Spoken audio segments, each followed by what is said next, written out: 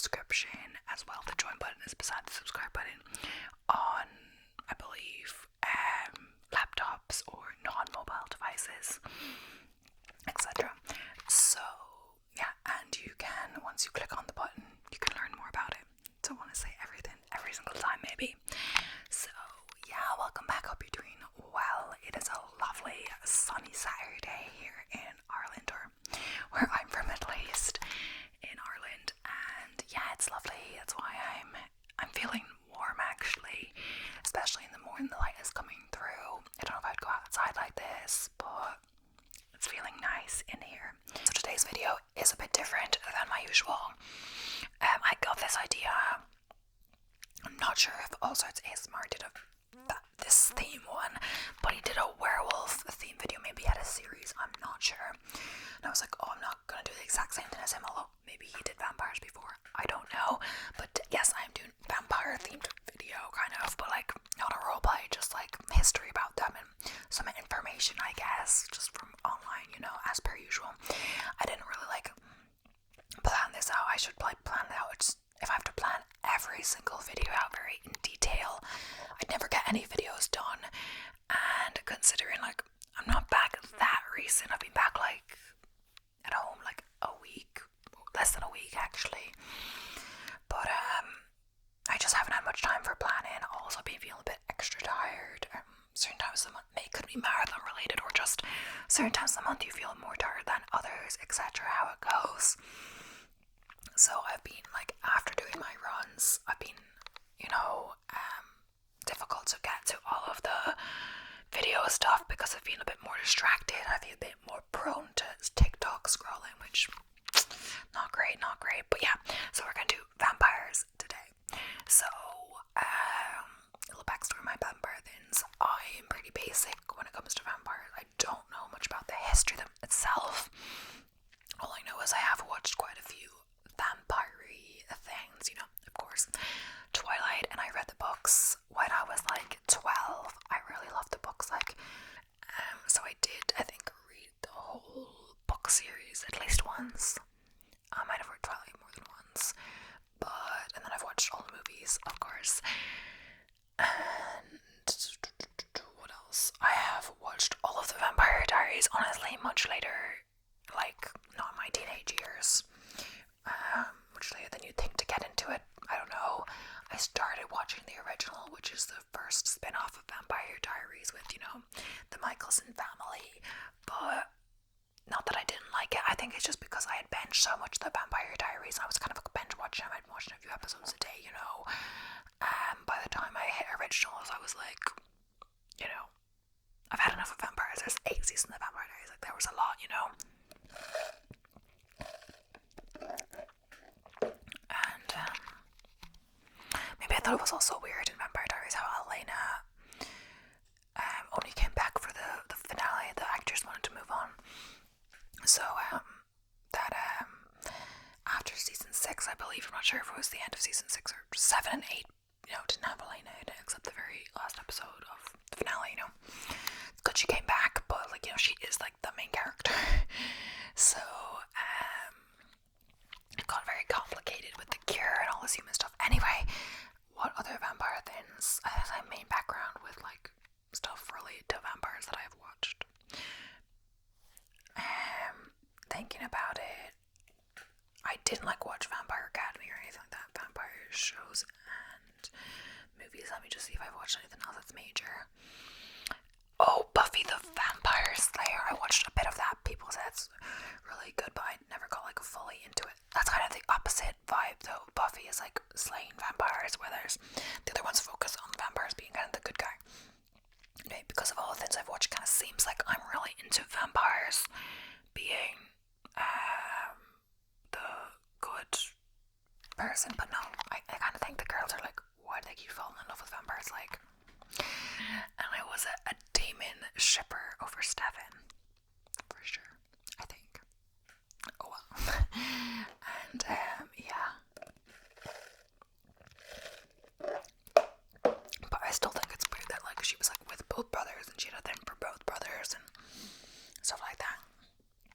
So yeah, so So first we're going to talk about vampires, and then, move on. Like, there's a big difference in how vampires are portrayed in TV and movies nowadays versus older, how they used to be portrayed. Like, now they're portrayed like, eligible bachelors, or, people that people fall in love with, and some of them are actually like trying, a lot of them, they're trying to be like good people, depending, good, not people, but like vampires, etc. But they're just be like monsters, which you would understand. So, vampires are evil, mythological beings who roam the world at night, searching for people whose blood they feed upon. And yeah, it's definitely easy to forget that vampires are meant to be evil, with all the stuff with like Stefan and Damon and Vampire Diaries, Edward and Twilight, all of that. Like, they're portrayed like, it's kind of like, their search to be like human, or, trying to be human, when they're cursed with this, urge that they don't really want to consume blood that basically consumes them, and what they need to, survive. But vampires, especially, the struggle Stefan to try to be a good being in the world, feeding off of animal blood, etc. Being what they call vegetarians in Twilight, which, is the opposite of our word of vegetarian, but for vampire, yeah, feeding off animal blood instead of human blood, etc. Because, yeah. So they may be the best known classic monsters of all. Most people associate vampires with Count Dracula, of course, but I didn't know much about Dracula, etc. The legendary blood-sucking subject of Bram Stoker's epic novel Dracula, which was published in 1897. But the history of vampires began long before Stoker was born. So first up, what is a vampire? There are almost as many different characteristics of vampires as there are vampire legends, but the main characteristics of vampires is they drink human blood. And yes, I'm drinking some blood right now, of course. No, this is a berry smoothie, and it's more pink than red, but I did kind of want to get that. I didn't really execute that well, but yeah.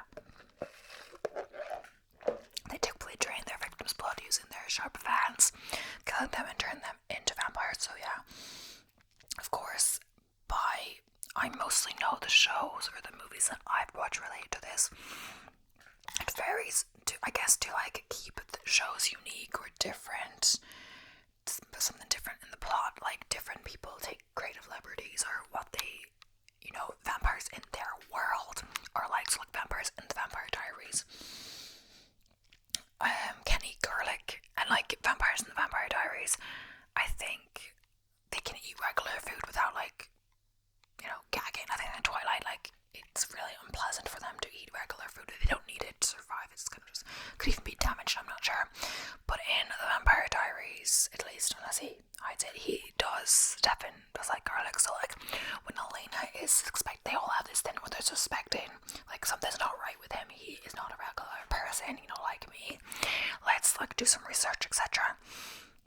So Elena is like researching about like vampires and stuff, and of course the common thing is they don't like garlic. So she's like, they're making dinner, and she's like, oh, okay, do you like garlic bread, or should we have garlic bread with dinner? He's like, oh, I love garlic. And this is like Elena going, he can't really be a vampire if he likes garlic, because that's what she associates with that, or what's well known to be associated with that. But the creator of Vampire Diaries didn't pick that as a trait of vampires in her world of vampires. And like the whole how they kill them and stuff, like, is different. Like the Vampire Diaries is, you have to be like, to turn into a vampire, you have to have a vampire blood in your system for 24 hours and then be actually killed. So then you will either have the choice to die by not drinking human blood, or turn into a vampire if you choose to drink human blood. If you don't drink the human blood, you are growing weaker by the hour, or something like that. So you think, oh, that's like not that many people turn to vampires then. So people, they actually want to turn into vampires, they feed their blood, or there's some cases where they have to have that choice because apparently, I think with Elena,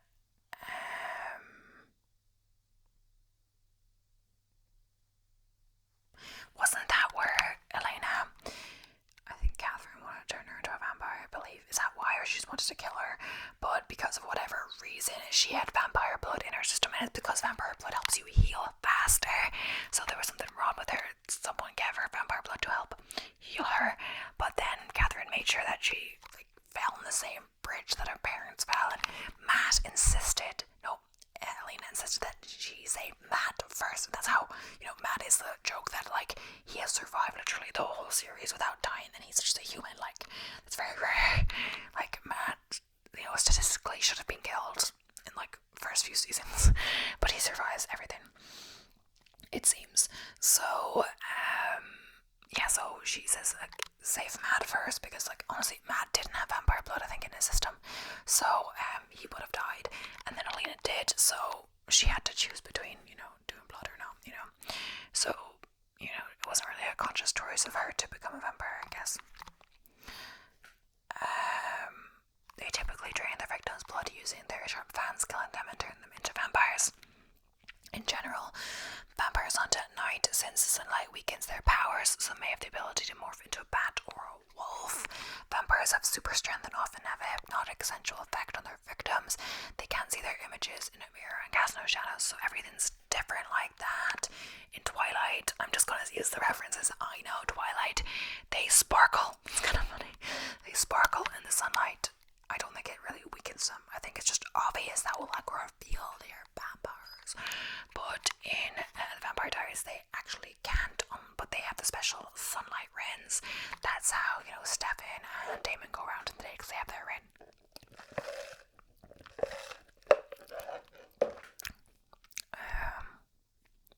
So originally, when they were trying to find vampires in Vampire Diaries, they didn't know they had these rings. So they obviously, eliminated Damon as a probable vampire because he was walking around in the day. So Vlad the Impaler. It's the Bram Stoker named Count Dracula after Vlad Draculae, also known as Vlad the Impaler. Vlad Draculae was born in Transylvania, Romania. He ruled Wallachia, Romania, off and on between 1448 and 1477, obviously. Some historians describe him as a just yet brutally cruel ruler who valiantly fought off the Ottoman Empire. He earned his nickname because his favourite way to kill his enemies was to impale them on a wooden stake. According to legend, Vlad Dracula enjoyed dying amidst his dying victims and dipping his bread in their blood. Oh yeah, Vampire Diaries, that's the only way you can really kill a vampire. One of the ways, a wooden stake to the heart and something. I think that's the only way. Maybe there's other ways, but also vervain, and that is their enemy, for whatever reason. Whatever those gory tales are true is unknowing. Many people believe these stories sparked Stoker's imagination to create Count Dracula, who was also from Transylvania, sucked his victim's blood and could be killed by driving a stake through his heart. So, but according to Dracula expert Elizabeth Miller, Stoker didn't base Count Dracula's life on Vlad Dracula. Nonetheless, the similarities between the two are intriguing. So, are vampires real? Vampire superstition thrived in the Middle Ages, especially as the plague decimated entire towns. The disease often left behind bleeding mouth lesions on its victims, which to the uneducated was a sure sign of vampirism. It wasn't uncommon for anyone with an unfamiliar physical or emotional illness to be labeled a vampire. Many researchers have pointed to porphyria, a blood disorder that can cause severe blisters on skin that's exposed to sunlight, as a disease that may have been linked to the vampire legend. Some symptoms of porphyria can be temporarily relieved by ingesting blood. Other diseases blamed for promoting the vampire myth include rabies or goiter. When a suspected vampire dies, their bodies bodies were often disinterred to search for signs of vampirism. In some cases, a stake was thrust through the corpse's heart to make sure they stayed dead. Other accounts describe the decapitation and burning of the corpses of suspected vampires well into the 19th century.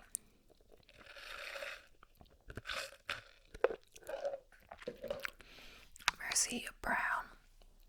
Mercy Brown may rival Count Dracula as the most notorious vampire. Unlike Count Dracula, however, Mercy was a real person. She lived in Exeter, Rhode Island, and was the daughter of George Brown, a farmer. After George lost many family members, including Mercy, in the late 1800s, to tuberculosis, his community used Mercy as a scapegoat to explain their deaths. It was common at that time to blame several deaths in one family on the undead. The bodies of each dead family member were often exhumed in search for signs of vampirism. When Mercy's body was exhumed, it didn't display severe decay, not surprising, since the body was placed in an above-ground vault during a New England winter. The townspeople accused her of being a vampire and making her family sick from her icy grave. They cut out her heart, burned it, then fed the ashes to her sick brother. Perhaps not surprisingly, he died shortly thereafter. Real vampires. Although modern science has silenced the vampire fears of the past, people who call themselves vampires do exist. Some vampires don't ingest human blood but claim to feed off the energy of others. Many state that if they don't feed regularly, they become agitated or depressed. So vampires became mainstream after Dracula was published. Since then, Count Dracula's legendary persona has been the topic of many films, books, and television shows. Given the fascination people have with all things horror, vampire, real or imagined,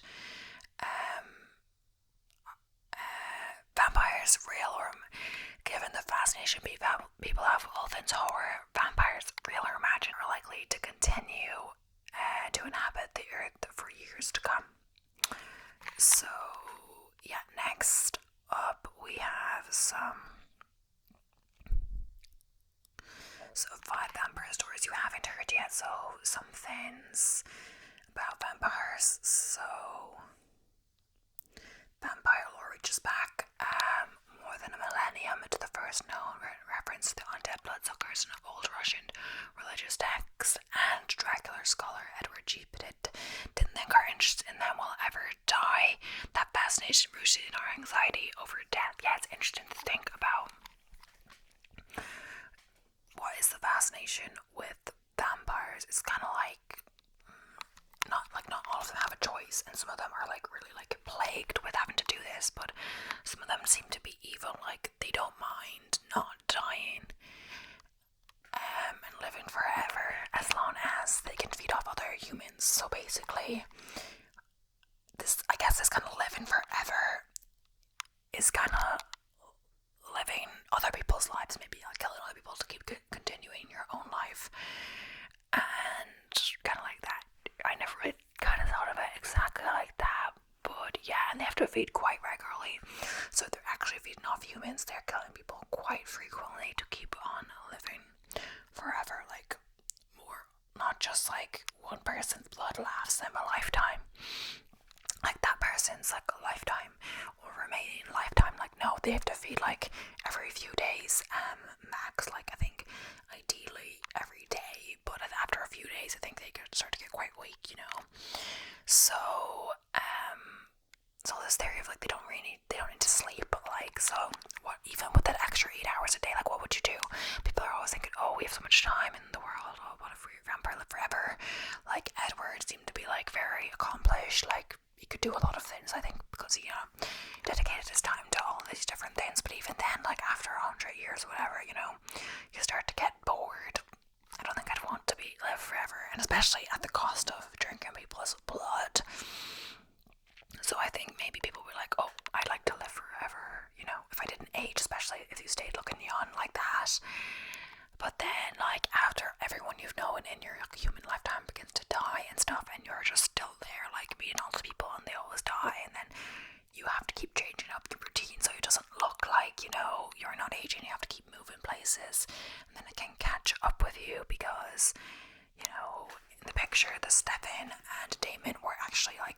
looked the exact same when they were there before, so it wasn't just their aunt, the great whatever niece or nephew.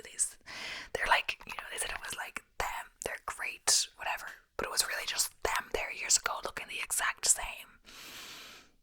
I think you get bored of it quite easily, and that's like not even considering the fact that you'd have to be killing a lot of people to sustain this lifestyle or way of life or whatever you would call it, you know. Yeah, so I guess the fascination of people thinking they have a short life, but stuff like that. But then again, you know, the human way to procrastinate, etc. I feel like you still have that, you know, as a vampire, you know. If you live forever, suddenly there would be no rush to do anything because you're not going to die. But then again, you still can die, someone can still kill you, hunt you, etc. But yeah, I guess you could be like, oh, I could be fluent in loads of languages, I could do all the things, you know, live in every country for a few years, keep hopping, country hopping, all of this, run loads of marathons. I don't know. But then again, you know, I don't know, could you, because you're extra fast, aren't you, so it'd be like unfair advantage on everyone else. If a vampire would care, but yeah. You just couldn't like break any world records, and you know, you might get some attention on you. That fascination, yeah. Vampires are tied up in the way we relate to each other and how we relate to each other in intimate ways. These 5 favorite Atlas Obscura stories show the evolution of the vampire through history and literature, yes, but also through tales of fraud, conspiracy, and even mathematics. Okay, sounds intriguing. So, vampires weren't always dashing. Yeah, I did like allude to this. Yeah, the vampire myth was born out of disease, demons, and discord. As a professor of Slavic studies who has taught a course on vampires called Dracula for more than a decade, author Stanley Stepanek has always been fascinated by the vampire popularity, considering its origins as a demon creature strongly associated with disease. Yeah, so it was like associated with disease, associated with, you know, all of that, and now suddenly it's become into some like trope or like something like that in popular culture, in TV shows, in the media, etc. And almost, you know, what's that thing where it's like like idealized or glorified in a way. Like, I don't know if all these like young girls should be falling in love with vampires, you know, just because they look handsome, you know. A mistranslation turned an Indian trickster into a bloodsucker. A warped version of the Vidala may have been an inspiration for modern vampire stories. As 11th century legend goes, the Vidala is a ghoulish trickster of varying description that haunts cemeteries and forests, hanging upside down from trees and waiting for humans to play pranks on.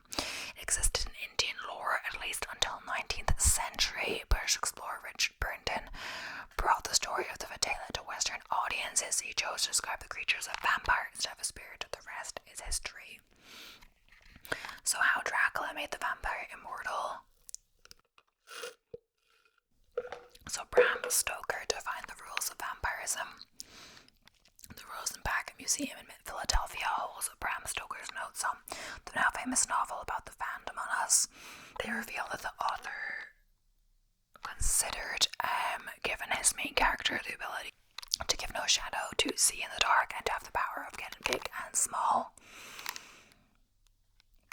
We really want vampire killing kids to be real, so can a modern fraud, that's like underneath the picture of the vampire killing kid, could a modern fraud protect you from a centuries old threat? Around 1970s, when movies and television series starring Dracula helped revive interest in Eastern Europe's ancient bloodthirsty undead, dealers started catering to the burgeoning market for antiques relating to vampires. Worn wooden boxes full of tarnished weapons, said to kill or at least gross out vampires, surface widely at auctions. The only problem, historians have debunked them as hoaxes, so I don't know if the people making these kits really believed in it, but, you know, as history, anything that can make you money, people do, even if it's a bit, you know, dodgy or, you know, criminal or, you know, what is it called? You know, people play on a fear, anything to make money. And mathematicians are obsessed with vampires too.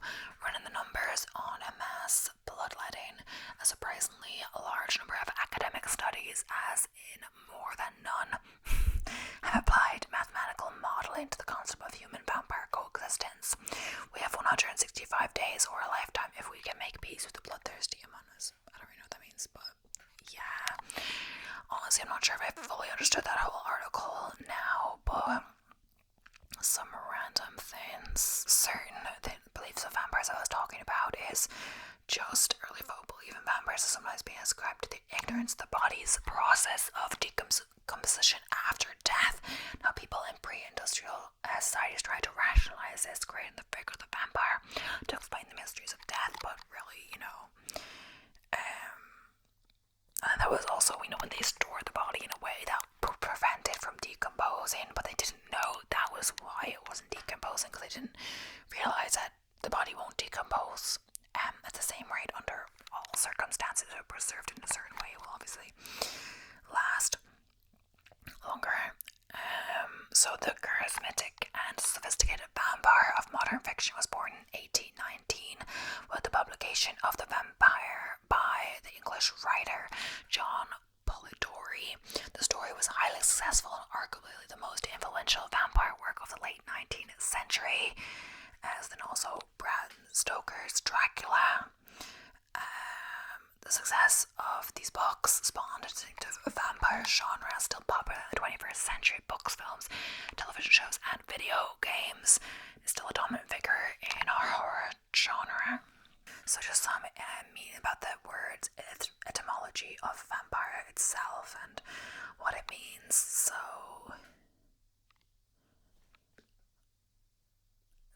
description and common attributes is difficult to make a single definite description of the folkloric vampire.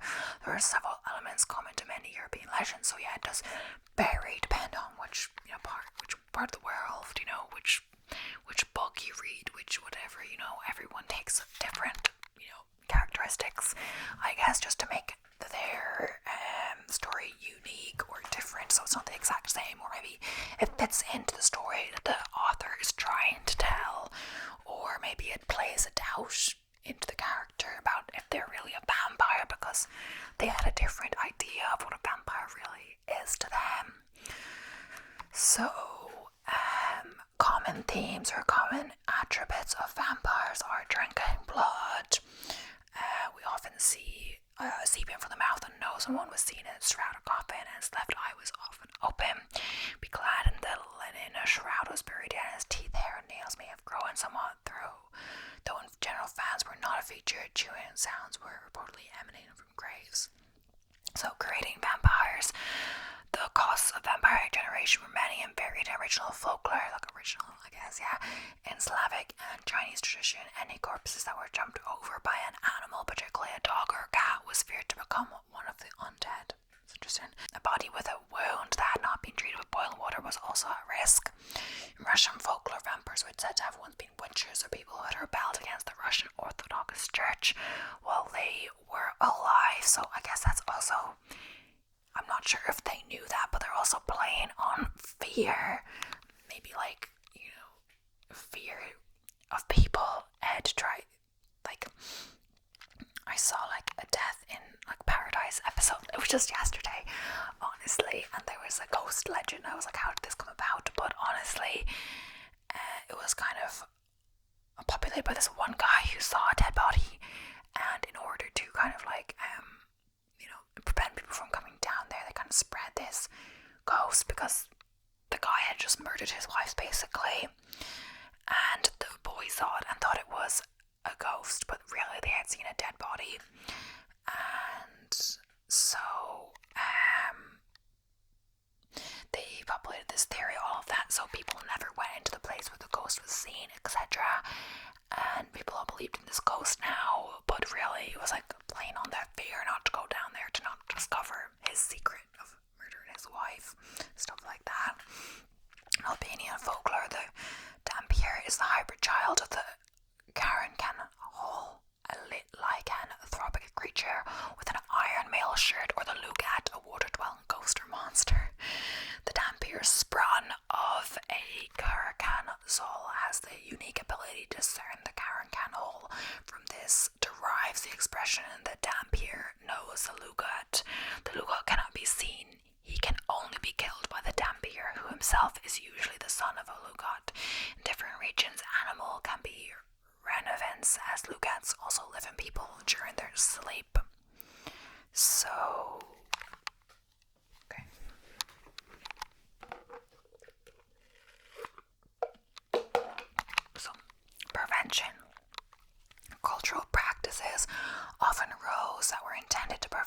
recently deceased loved one from turning into an undead revenant by burying a corpse upside down was widespread, as was placing earthly objects such as scythes or sickles near the grave to satisfy any demons entering the body or to appease the dead so that it would not wish to arise from its coffin. So like in this case kind of seems like they just think like the undead, or it used to be the belief that the undead could just, like the dead could transform, like a demon could enter their body and like take over their body, and that's the vampire.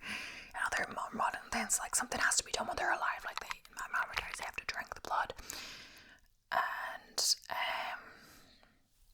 then die. Or Twilight, it's like they have to suck some of their blood. A vampire has to like consciously make that decision, but like not take too much blood that they'll actually be like dead. But this seemed like they thought they could like randomly, or didn't exactly know how they turned into vampires. They tried to prevent it in certain ways. And this method resembles the ancient Greek practice of placing an obelisk in the corpse's mouth to pay the toll to cross the river Styx in the underworld. The coin may have also been intended to ward off any evil spirits from entering the body. This may have influenced later vampire folklore. This tradition persisted in modern Greek folklore about the Vikulax, in which a wax cross and piece of pottery with the inscription "Jesus Christ conquers" were placed on the corpse to prevent the body from becoming a vampire. Other methods commonly practiced in Europe included severing the tendons at the knee, or placing poppy seeds, millet, or sand on the ground at the graveside of a presumed vampire. This was intended to keep the vampire occupied all night by counting the fallen grains, indicating an association of vampires with arithmomania. Similar Chinese narratives state that if a vampire being came across a sack of rice, it would have to count every grain. This is a theme encountered in myths from the Indian subcontinent as well as in South American tales of witches and other sorts of evil or mischievous spirits. Or mischievous spirits or beings. So it's getting a bit like a lot of information on the Wikipedia. Like I just want like a little bit about each, but not a super detailed account of everything.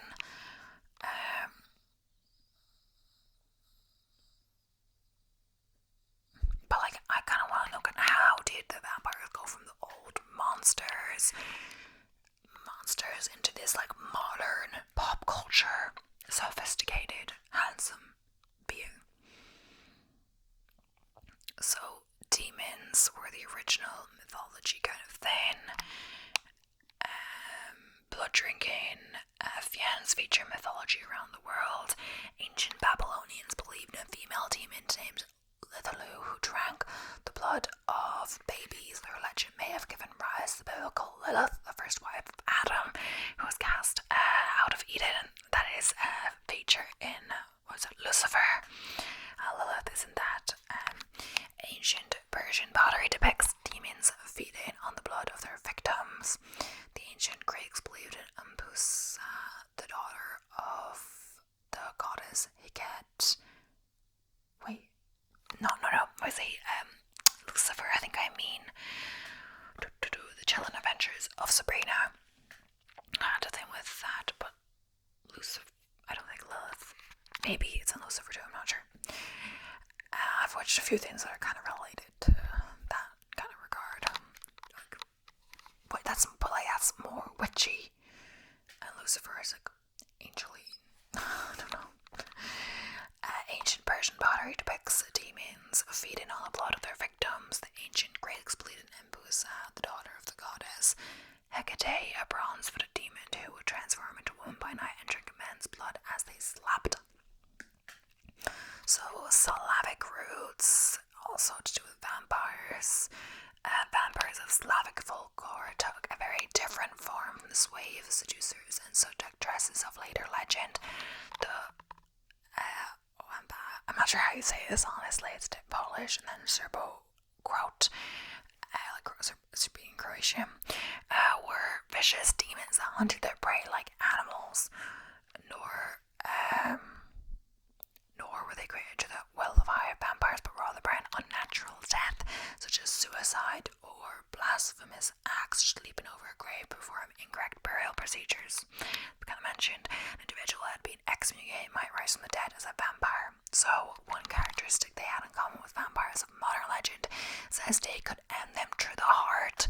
This originated with the belief that corpses could be prevented from rising as vampires were being pinned to the earth with stakes. They could also be destroyed via decapitation, and a clove of garlic could be stuffed into the mouth of the severed head just to be sure.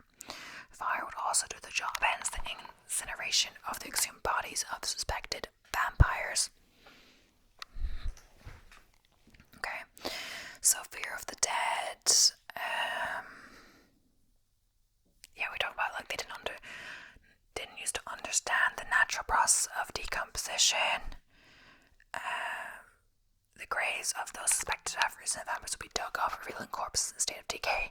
The folks of the time would have mistaken for a supernatural transformation. Oh yeah, so it's not just they didn't even understand that bodies decay naturally over time. So like later they would like look at them and they'd be like skeletons, and they'd be like, oh, what's going on? They must have risen. Their body is in here. They're like flesh or something. But that's just like natural processes. Another potential influence on vampire legend may have been the plight of those buried alive after being mistaken for dead. The noise of their attempted escape from underground coffins probably led local peasants to assume that dead were rising from their graves.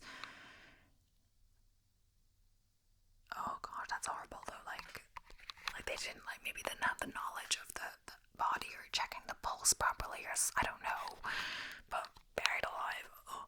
The influence of plague and disease. Medical knowledge was limited in the Middle Ages. For the early Slavs, vampirism was a way of rationalizing mysterious deaths caused by unknown illnesses. In fact, the word Nosferatu translates to bringer of plague. And there's also the Great Vampire Epidemic. So vampire hysteria was at its height during periods when epidemics beset European society. It's particularly the case in the early 18th century, during which a rampant fear of vampires seized hold of the populace. This had been referred to as the Great Vampire Epidemic. Pellagra and rabies were the two diseases prevalent at the time, and it's easy to see how these could have inspired fear of vampires. Lycanthropy. Both illnesses cause hypersensitivity to sunlight, among other symptoms. So, yeah, it's getting... This video feels like it's getting really long. I might have to cut some of it out because I was rambling so much at the start, as per usual. I'm trying to stop rambling. I think that's all I'm going to talk about for today. Things changed, as everything. When there's something, it evolves over time as our knowledge grows, and just different cultures, different takes, stuff like that. Our medical knowledge advances. We don't think a decomposed body is like a body. A vampire has risen from that, stuff like that. But it's easy to look back and think, oh, they're so stupid. But we're looking back with the knowledge that we have now, which they didn't have then. Like a lot of things, like disease was so rampant, and people died from stuff that we wouldn't even think of dying from today. Just people not washing their hands, surgeons not washing their hands, and infecting people from previous then even hand washing saved so many deaths from doctors washing their hands and stuff like that. Proper hygiene in hospitals, etc. So yeah, we kind of just started on this world without knowing everything. We tried to figure all this out. So it's actually crazy that we've got so far as society, and it's kind of cool. But anyway, I'm blabbing, and yeah, this feels like a long video. I'm gonna do another one. But anyway, so I'll probably do timestamps down below. It's probably a bit everywhere. I know I ramble. I know people say that I might cut out some unrelated stuff, but when I talk about stuff that I believe to be related, like Vampire Diaries, Twilight, I say that's related to vampires, and that's related to the video, but I didn't have an exact format for it. Sometimes maybe it's my own fault. I interpret ASMR myself kind of as rambly, just in the background. Sometimes I'm not really listening to the videos. Depending that I listen to, I'm gonna fall asleep, so it's just kind of background noise kind of. So I don't people take so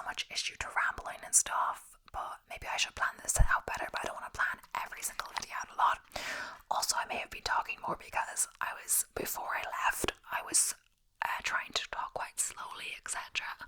But now I have to get back into the habit since I haven't been filming frequently in 3 weeks or whatever it was.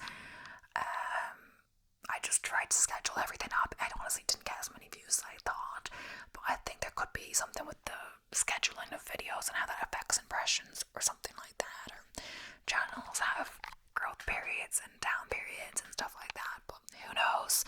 Let me know if you like stuff like this. I feel like even this video and the last video I've just like messed up and rambled too much, etc. and it's bad, but sometimes I think, oh, I don't know if I want to post this video, etc. And that's the one that does the best, like, out of them all. So I'm like, I'm glad I did do that in the end, etc. But yeah, thank you so much for watching. I hope you enjoyed this video. Let me know if you want